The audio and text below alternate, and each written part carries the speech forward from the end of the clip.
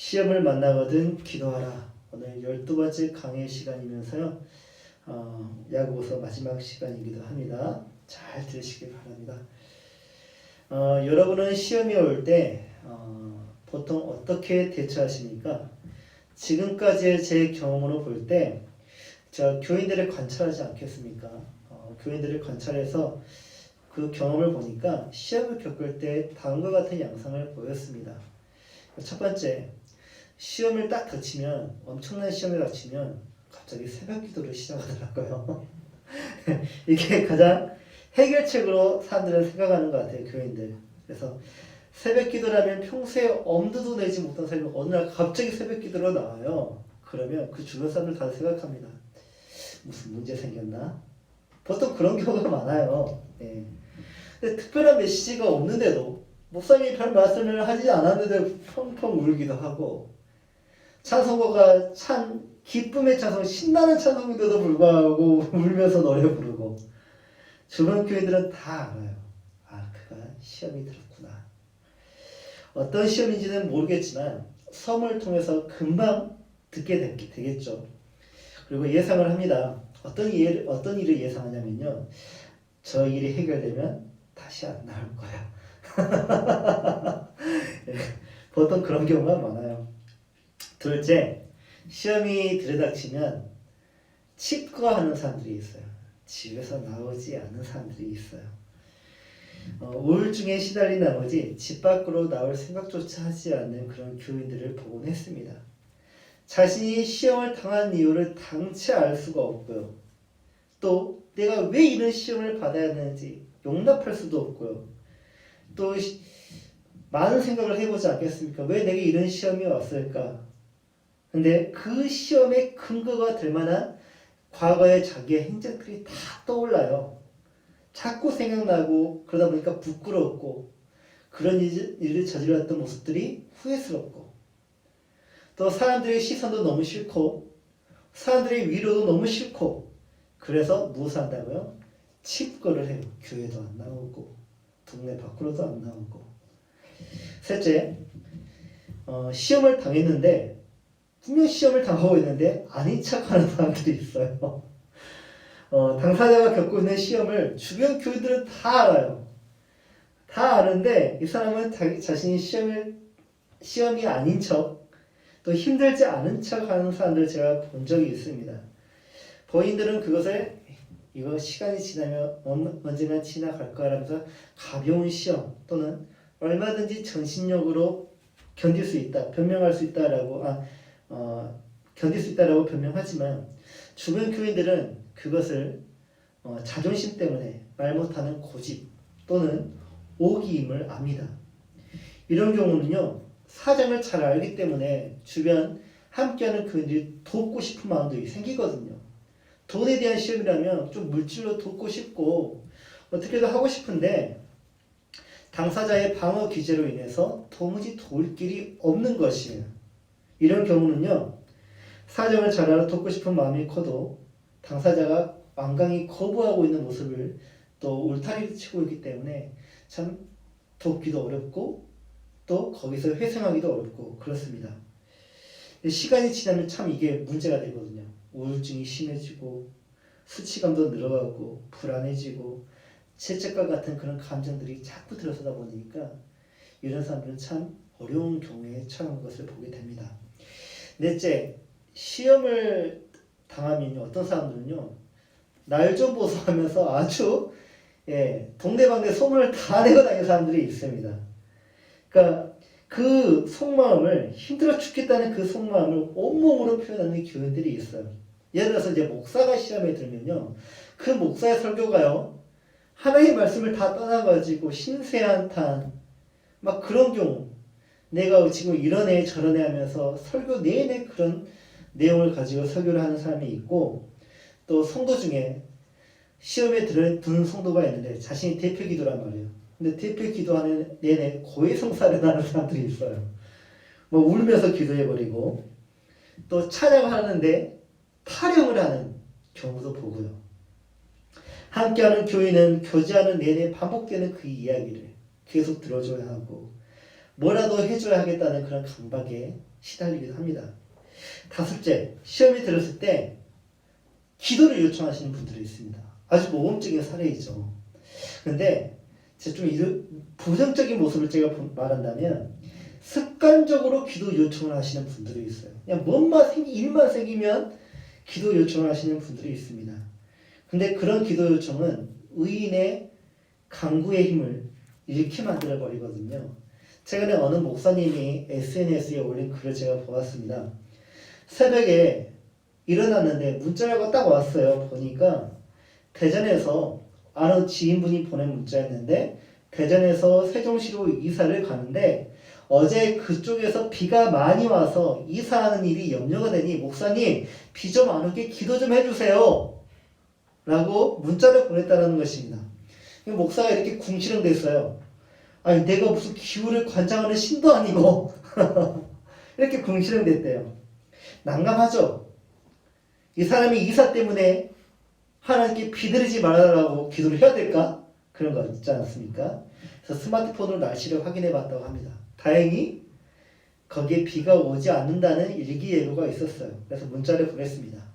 오늘 이사하는데 별 어려움이 없으실 겁니다. 시험이 임할 때 기도를 요청하는 것은 참 좋은 자세지만 이와 같은 기도 요청은 요청받는 자로 하여금 어려운 마음을 갖게 합니다. 그것은 의인의 간구라고 하기에는 또는 십자가를 지신 예수님의 이름으로 하나님께 기도를 올려드리기에 매우 난감한 기도의 내용이잖아요. 여러분은 어떤 유형이십니까? 저는 어떤 유형에도 여러분이 속하지 않았으면 좋겠습니다. 물론 우리 모두가 온전한 성도가 아니기에 이와 같은 그런 모습이 우리 안에 나타날 수도 있어요. 물론 저도 이와 같은 기도를 이런 자세를 취한 적도 있고요.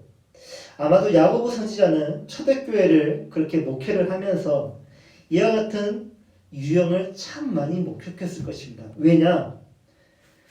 이 예루살렘 교회, 그러니까 초대교회 안에 있는 이 성도들은요, 모태신앙이 아니에요.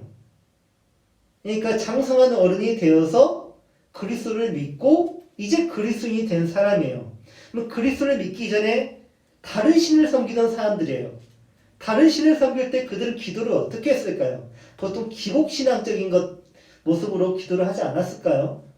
시험이 임할 때도 막 제사를 드리고 음식을 갖다 바치고 돈을 막 드리고 하면서 그 시험에서 벗어나게 해달라고, 우리 자식 잘 되게 해달라고, 우리 남편 사업 확장되게 해달라고 막 그런 식으로 기도하지 않았을까요? 그런 습관적인 것들이 그리스도인이 된 이후에도 나타난단 말입니다. 하나님을 믿는데 하나님께 헌금을 바치면서 하나님 내가 이만큼 헌금 드렸으니 이렇게 해주십시오.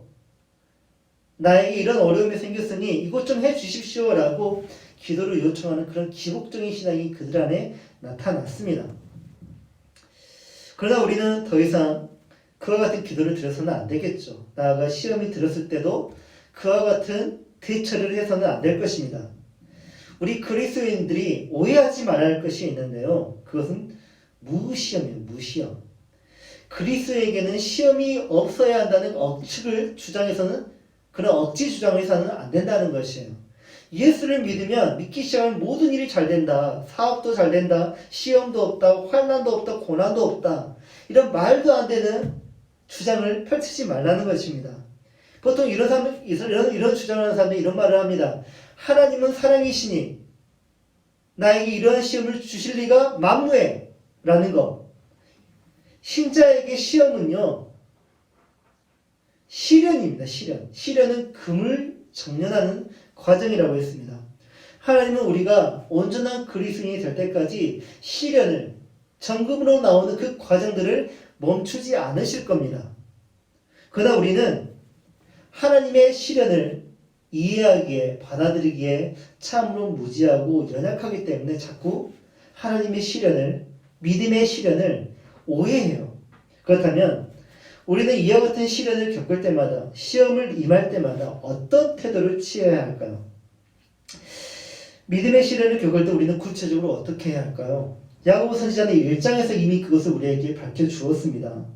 믿음의 시련을 겪을 때 우리가 해야 할 두 가지가 있는데 먼저 후히 주시고 꾸짖지 아니하시는 하나님께 지혜를 구해야 하고요. 그리고 두 번째로는 우리가 말로 장담하기 이전에 주님의 말씀을 먼저 듣고 행해야 한다는 것이에요. 다시 말해 우리는 믿음의 시련을 겪을 때마다 기도를 하고 또 하나님의 말씀을 실천할 줄 알아야 한다는 것입니다. 여러분은 어떤 중요한 일을 준비하거나 또는 어떤 중요한 일을 선택함에 있어서 하나님의 뜻을 먼저 기도로 구합니까? 아니면 스스로 해내려 하는 경우가 더 많습니까? 어떤 일을 이루려 함에 있어서 하나님께 기도로 뜻을 묻지 않고 스스로 해내려는 사람을 두고 야고보 선지자는 맹세라는 단어를 끌고 와가지고 함부로 맹세를 하지 말라라고 우리에게 가르쳐 주었습니다. 당시 유대인들은요, 하나님의 이름을 욕되게 하지 않기 위해 크게 조심했거든요. 하나님의 이름이 무엇입니까? 여호와 또는 야훼라고 하죠.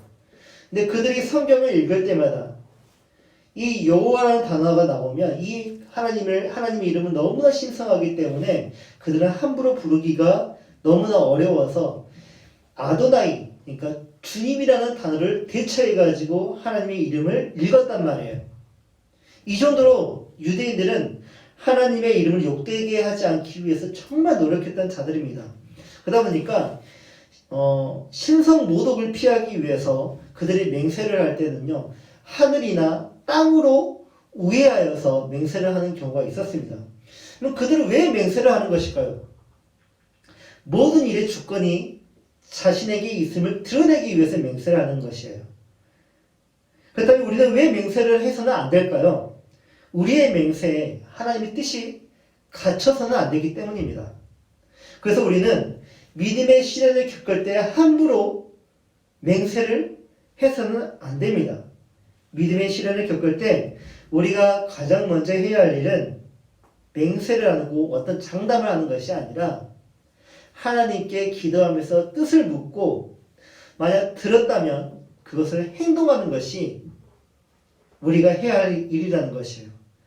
그러면 다들 말하는 게 이겁니다. 나는 기도했는데 하나님이 좀처럼 말하지 않는다.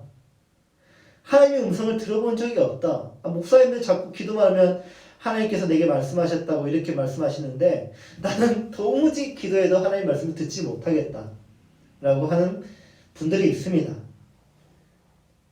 어떻게 하나님께 기도해서 듣느냐고 묻는다면 저는 이렇게 말해줍니다. 기도하시면 하나님께서 주시는 마음이나 감동이 있습니다. 또는 하나님의 말씀을 읽다 보면 어느 특별한 구절에서 특별히 감동되는 부분이 있다면 그건 하나님의 음성일 가능성이 높습니다. 또는 목사에게 조언을 구해보십시오.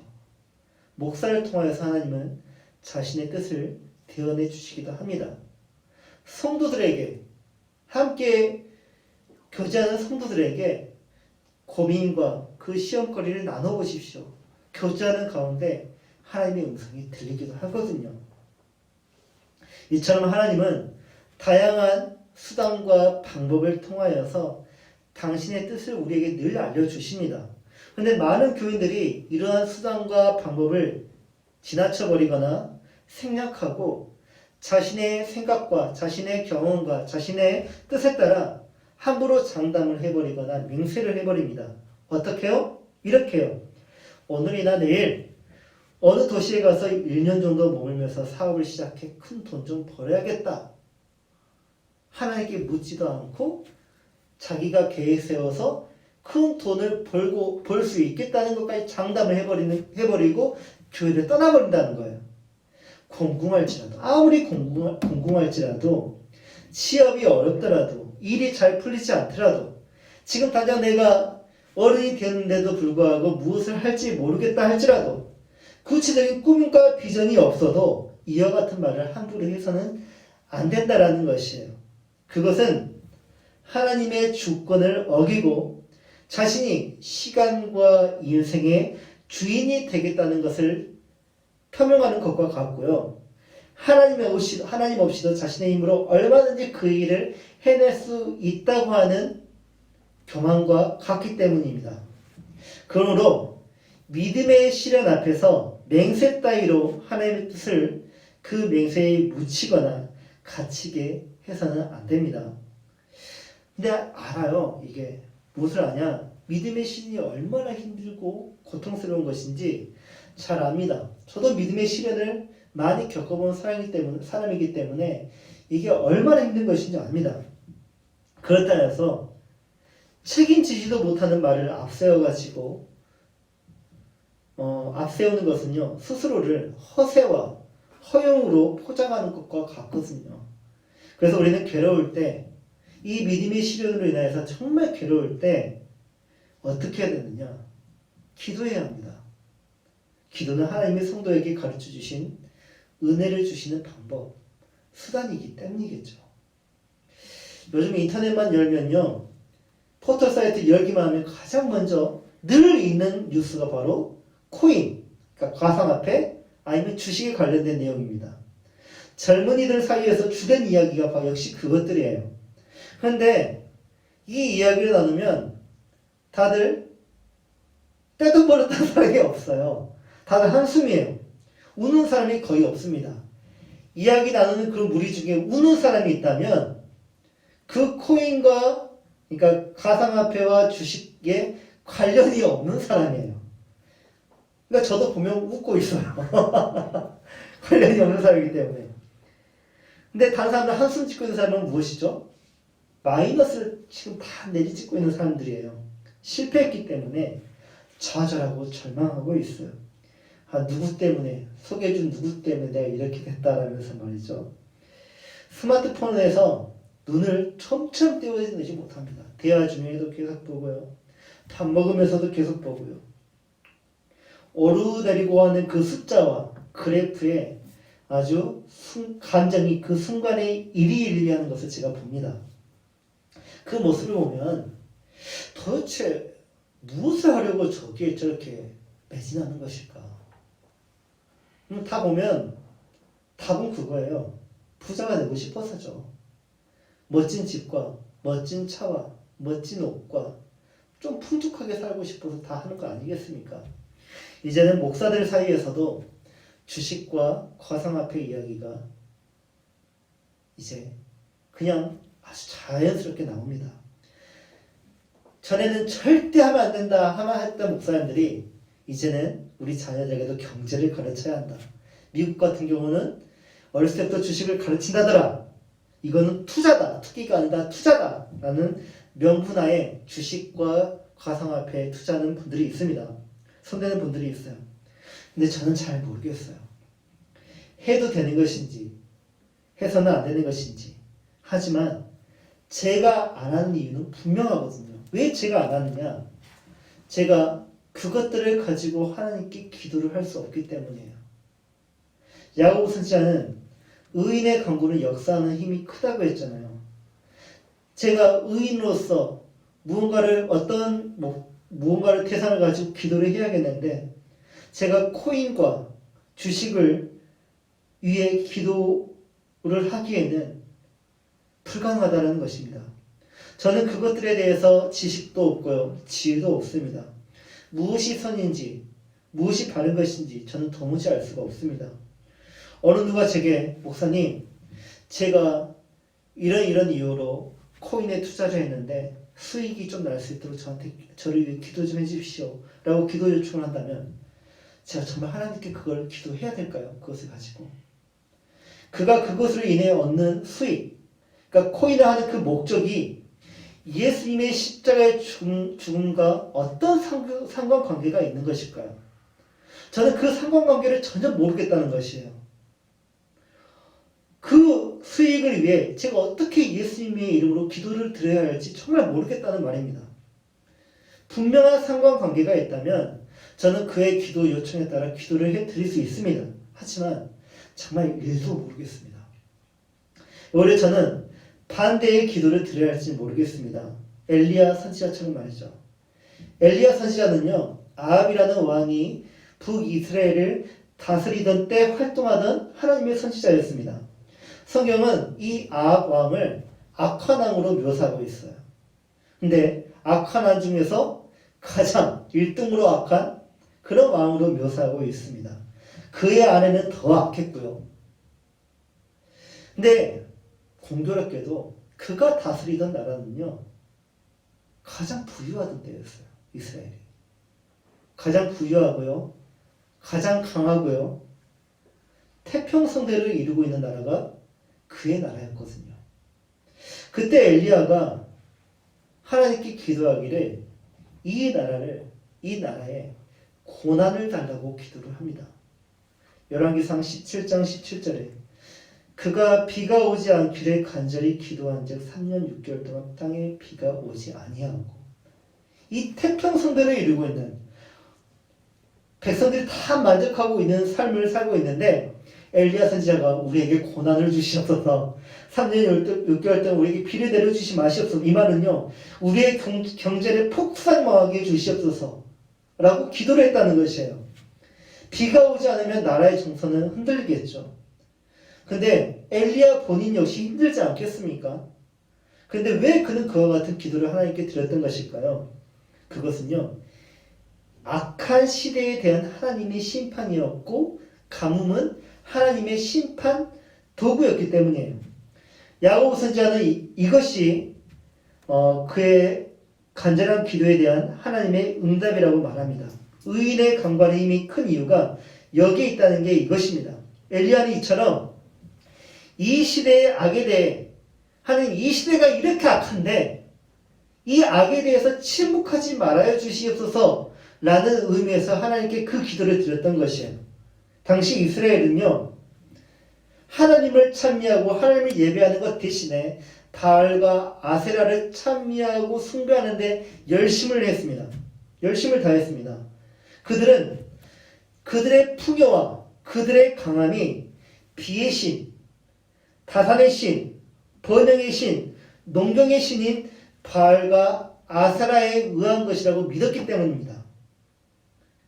이스라엘 철저히 이른 비와 늦은 비에 의지하는 나라이잖아요. 제가 양파를 얘기를 했듯이 가을에 비가 내려야 양파가 뿌리를 내리고 자랄 수 있고요. 또 봄에 비가 내려야 쑥쑥 자랍니다. 그러니까 이스라엘도 이른 비와 늦은 비가 적절한 시기에 내려야만 농경이 이루어질 수 있고 풍요를 이룰 수 있고 거기에서 만족하는 삶이 나오는 것이에요. 그걸 누가 했다고 믿었다고요? 바알과 아세라라는 신이 그들에게 복을 주었다는 것입니다. 그런데 이제 철저히 이른 비와 늦은 비를 의지해 살아가는 이 나라가 있는데 가뭄이 오면 요단강이라 할지라도 그들이 판 우물이라 할지라도 한계가 있죠. 비가 없으면 그 수원이 다 말라버리기 때문입니다. 약 4년 동안 비가 내리지 않았다는 것은요, 4년 동안 소출이 없었다는 것을 의미하거든요. 그들의 풍요와 번영과 강함은 의인 한 명의 기도를 통해 완전히 끝나버리고 멈춰버리고 말았습니다. 그렇다면 엘리야의 기도는 어떻게 해서 응답이 되었던 것일까요? 이게 신기하단 말이에요. 그가 특별했기 때문일까요? 야고보 선지자가 말하기를요, 아니야. 그는 우리와 똑같은 사람이에요. 우리하고 다를 바 없는 똑같은 사람이다. 그의 기도가 응답된 이유는 그의 안에 남다른 특별한 능력과 은사, 부르심이 있어서가 아니라 하나님의 뜻을 구하는 의인의 기도였기 때문에 그의 기도가 응답된 것이다 라고 말을 합니다. 그 역시 다른 선지자들처럼, 그리고 오늘날 우리들처럼 똑같이 고난을 당했고 또 고난에 오래 참았던 사람이었습니다. 욥처럼 하나님의 자비와 긍휼을 의지해 고난 중에 기도했던 사람이었고 기도 응답받은 사람 중에 한 명이었을 뿐이에요. 그러니까 우리와 같은 사람이라는 말입니다. 만약 엘리야가 아하방 시대가 아니라 지금 이 시대에 살고 있는 사람이라면 그는 하나님께 어떤 기도를 올려드렸을까요? 저는 그게 궁금해요. 저도 엘리야와 같은 하나님께 선택받은 자로서 또 한 명의 의인으로서 하나님께 기도하지 않겠습니까? 그러면 엘리야의 기도와 제 기도는 어느 정도 일치해야 할 것인데 저는 이렇게 기도하고 있는데 엘리야는 어떤 기도를 드릴까 정말 궁금하단 말이에요. 우리는 하나님께 어떤 기도를 드려야 할까요? 여러분이 엘리야라고 생각하시죠. 여러분 지금 엘리야입니다. 엘리야는 여러분이 지금 오늘 이 시대를 살면서 여러분이 하나님께 드려야 할 기도는 무엇이 되어야 한다고 생각하십니까? 엘리야는 오늘날 우리가 살고 있는 대한민국과 비슷한 환경을 가지고 있는 이스라엘 두고 어떤 기도를 했다고요? 고난을 달라고 기도했습니다. 대한민국은 지금까지 5,000년 역사 속에서 이렇게 풍요롭고 강해본 적이 없거든요. 이렇게 풍요로웠던 적이 없어요. 태평성대를 이루고 있는 국가 중 하나가 바로 이 대한민국입니다. 그런데 그와 같은 나라를 두고 엘리야는 고난을 달라고 기도했습니다. 왜냐? 이스라엘에게 고난이 필요하다고 생각했기 때문에. 저는 지난 정권, 지금 정권이 아니라 지난 정권 때 한없이 무력함을 느끼던 사람이었거든요. 왜냐? 정말 이대로 가도 괜찮은가? 한국교회, 신학교, 교회 정말 이대로 가도 괜찮은가라는 의문이 저를 괴롭혔기 때문입니다. 교회는 그야말로 태평성대를 이루었어요. 교회들은 하나님의 영광을 이해한다면서 앞다투어서 건축을 했습니다. 부흥과 성장을 위해서요. 화려한 건물을 세웠고요.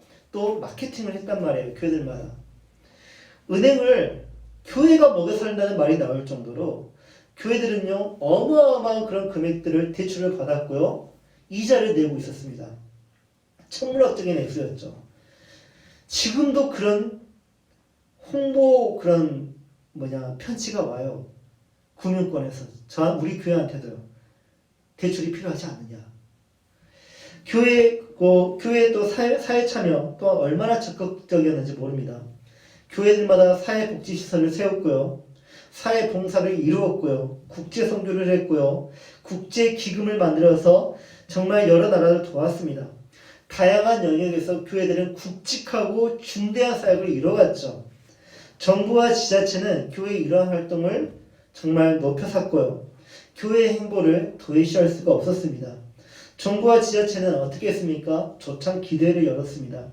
그래서 수많은 목회자, 모든 목회자가 아니라 각 지역마다 유지가 되는 큰 규모의 교회 목사들을 초청해가지고 그들에게 식사를 대접하고 그들에게 명예를 주었습니다.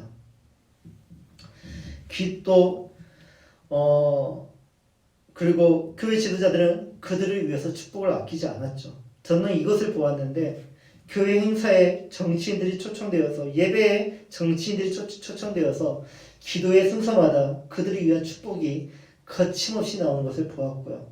선거 때만 되면 교회에 기웃거리는 후보자들을 보았고 홍보하는 그들의 언행들을 보았습니다.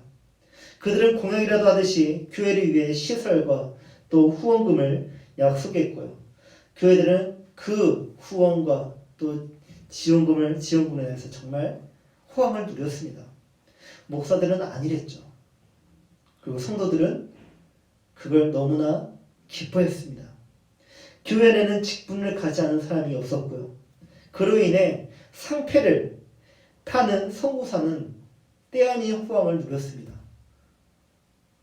교회는 마치 아방 때의 이스라엘과 같았습니다. 교회는 태평성대를 누리고 있었고요. 화려했고요. 풍요로웠고요. 즐거웠고 만족스러웠습니다. 거기까지였죠.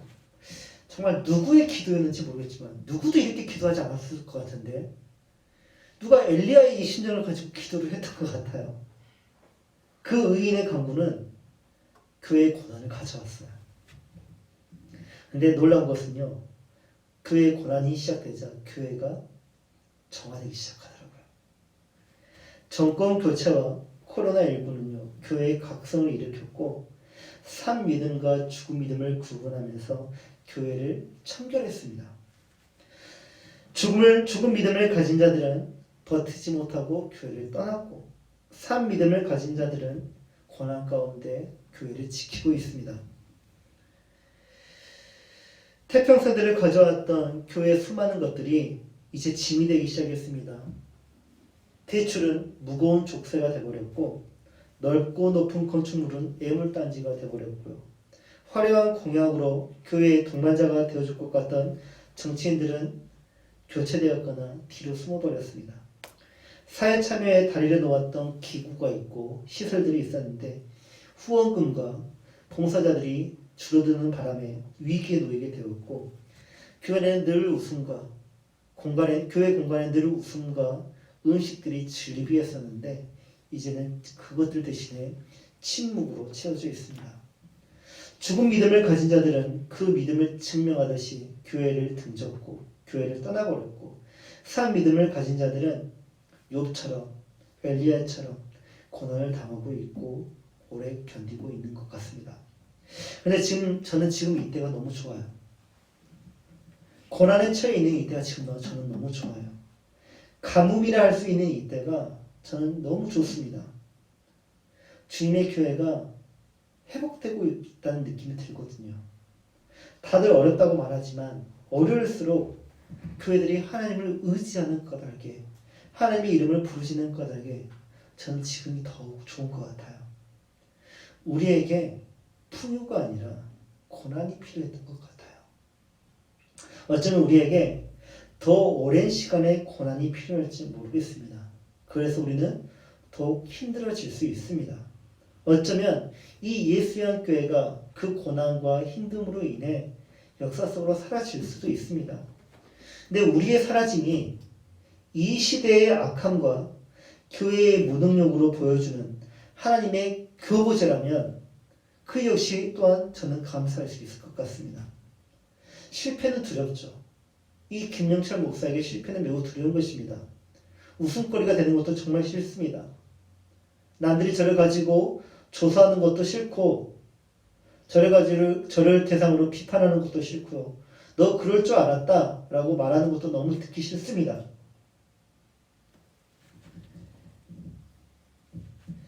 고난은 진짜 피하고 싶죠. 하지만 그것이 교회의 순결과 하나님의 영광을 위한 것이라면 우리는 그 고난 또한 구할 줄 알아야 하지 않겠습니까?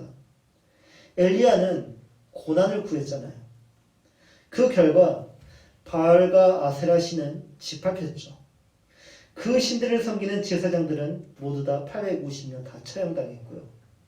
모든 것을 주관하던 아하방과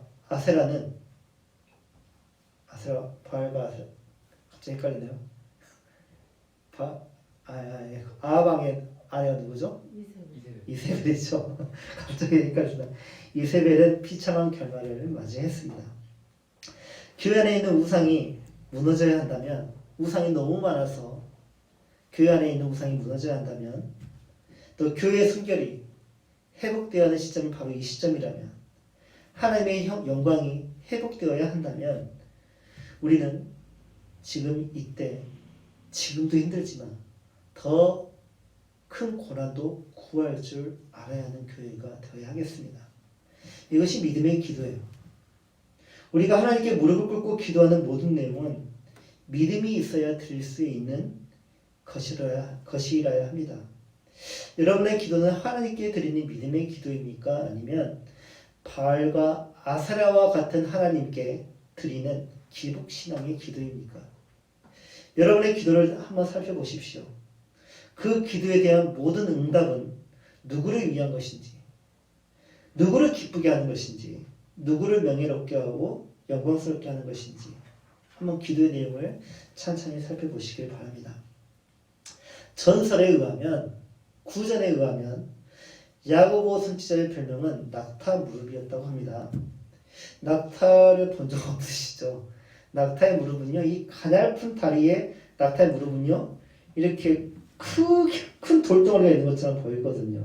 무릎을 꿇다 보니까 이 낙타의 무릎이 굵어진 거예요. 그리고 지저분하겠죠. 야고보 선지자의 무릎이 이 낙타 무릎과 같았대요. 기도를 너무 많이 한 나머지 무릎이 낙타 무릎처럼 굳은 쌀이 베기고 굵어진 까닭이 있고요. 그는 항상 한 자리에서 기도를 했는데 그 바닥이 움푹 패였다고 합니다. 그 장소는 아직 밝혀지고 있지 않았는데요. 전설이 그렇습니다. 그는 왜 그렇게까지 기도를 많이 했던 것일까? 교회 지도자였기 때문에 그렇게 기도를 많이 할 수밖에 없었던 것 같아요. 그에게 맡겨진 영혼이 정말 많았잖아요. 지도자라는 직분과 방대한 정말 수많은 그런 양을 치는 그런 목양, 그 일들은요 그에게 수많은 시험거리를 주었을 것입니다. 그러니까 그 수많은 시험들이 밀물이 막 오는 것처럼 우리 그 시험이 오는데 기도를 하지 않고서는 이 야곱 선지자가 버틸 수가 없는 것이에요. 하나님을 의지하지 않고서는 견딜 수가 없으니 어쩌면 그 시험거리들이 야곱을 기도의 자리로 인도하지 않았나 싶습니다. 그의 무릎이 낙타의 것과 같게 된 것은 아마 그 시험 때문이었겠죠. 야곱 선지자가 그렇게 해서 얻은 것은 무엇일까요? 그렇게 기도해서 그 시험에서 견뎌내서 얻은 것은 무엇일까요? 지혜였습니다. 그것은 종의 지혜이죠. 종이라면 누구나 할 것 없이 다 가져야 하는 지혜인데 그 지혜들은 솔직히 간단해 보이고요. 되게 명료하지만 그 지혜를 터득하기 위해서는 정말 어렵습니다. 우리 지난 시간 동안 들은 지혜들을 다시 한번 우리가 되새기기를 바라는데, 첫째, 시험을 당하거나 어떻게 하라? 기쁘게 여기라. 둘째, 시험을 찾는 자는 복이 있다. 셋째, 모든 말씀을 듣고 행하는 자가 되라. 넷째, 사람을 외모로 차별하지 말라. 다섯째, 행함이 없는 믿음은 죽은 것이다. 여섯째, 말에 실수가 없는 자라야 온전한 자니라. 일곱째, 세상적인 지혜와 이로부터 난 지혜를 구별하라. 여덟째, 하나님께 복종하고 마귀에게는 대적하라. 아홉째, 주의 뜻대로 행하라. 열째, 주께서 강림하시기까지 길이 참으라. 이게 우리가 평생 따라야 할 지혜이고 터득해야 할 지혜인데, 이것을 얻기까지 우리는 빠짐없이 해야 할 것이 있습니다. 이 지혜를 가지고 살 때에도 또 이 지혜를 얻기까지 우리가 빠짐없이 해야 할 것이 있는데, 그것은 바로 기도예요. 이 지혜를 얻기 위해서는요, 우리는 반드시 고난이라는 시련이라는 시간을 거쳐야 하는데, 기도 없이 우리는 그것들을 감히 넘볼 수가 없습니다. 모든 지혜는 반드시 인고의 시간을 거친 다음 얻어지는 정금과 같은 것이에요. 가만히 있으면 지혜가 얻어지는 것이 아니에요. 야곱 선지자의 낙타의 무릎이 괜히 생긴 것이 아닙니다.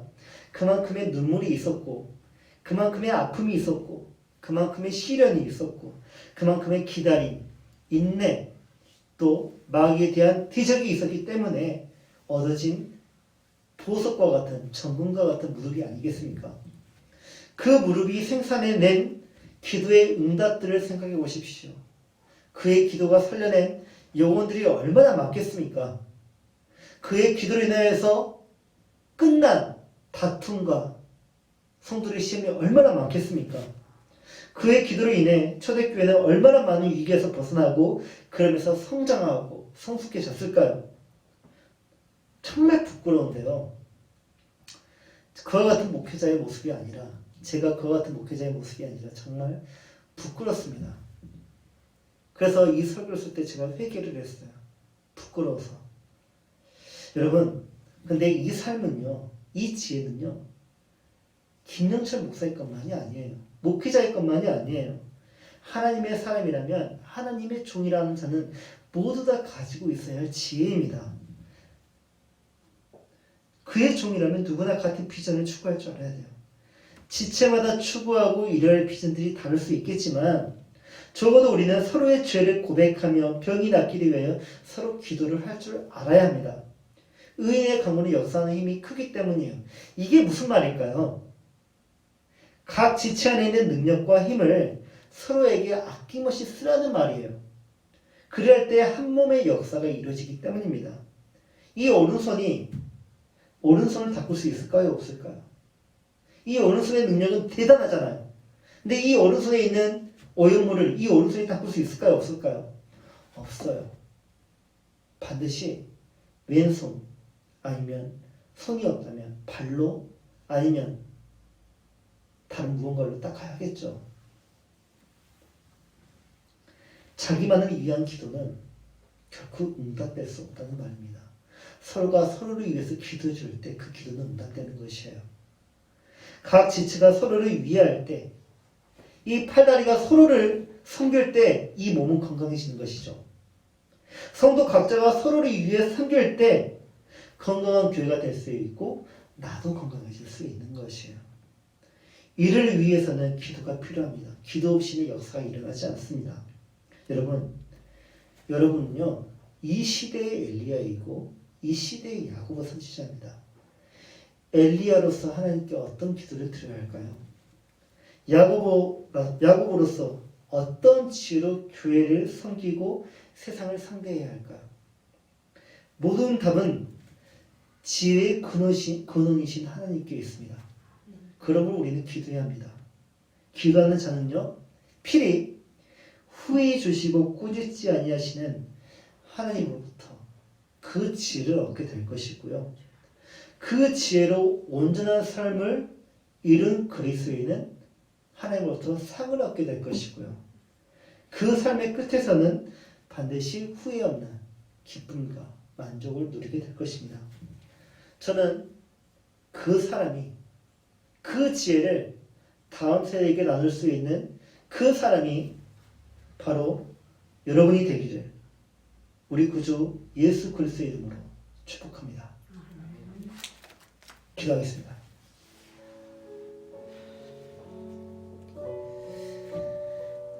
시험이 오면 겁이 나죠? 두렵기도 하죠? 정말 싫죠? 그러나 예수님이 함께 하십니다. 성령님이 우리 안에 계십니다. 하나님 아버지가 은혜를 베풀어 주시는데 무엇이 겁이 나고 무엇이 두렵습니까? 여러분, 날마다 주를 섬기는 자는 걱정하지 않아도 되고요. 그 삶 안에 사는 자는요, 걱정하지 않아도 됩니다. 야고보 선지자가 지도자로서 부름받은 그 순간부터 마지막 때까지 날마다 주를 섬기며 언제나 주를 기리고 그 사랑을 알며 살면서 딴 길로 가지 않았듯이 우리도 그를 본마다 날마다 주를 섬기고 날마다 언제나 주를 기리고 그 사랑 안에 살면서 딴 길로 가지 맙시다. 그런 내가 될 수 있도록, 그런 우리가 될 수 있도록, 그런 나의 삶하는 형제자매가 될 수 있도록 우리 하나님께 기도하면서 의인의 기도는, 의인의 강구는 힘이 크다라는, 역사 안에 힘이 크다라는 것을 믿는 가운데 우리 서로를 축복하도록 합시다.